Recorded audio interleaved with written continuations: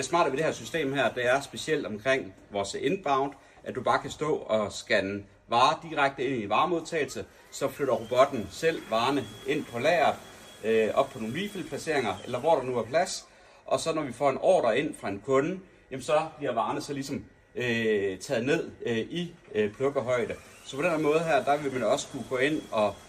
bruge mange flere af de her dyrt købte kvadratmeter, og robotten kan jo gøre i døgndrift, så alle de ordre, der kommer ind i løbet af natten, jamen de bliver ligesom kørt frem, sådan så de er klar til pluk, og lige snart ordren de er plukket, jamen så kan kassen så blive kørt væk igen. SmartPack går ind og aktiverer robotten, så den flytter varen fra vores refill ned til en plukkelokation. Er der flere varer på en ordre, jamen så bliver ordren først frigivet til pakker pluk, når hele ordren den er klar til pluk. Så på den her måde her, der kan man arbejde sindssygt hurtigt, og alt den sure tid med at hele tiden at flytte varer frem og tilbage, det kan du få robotten til.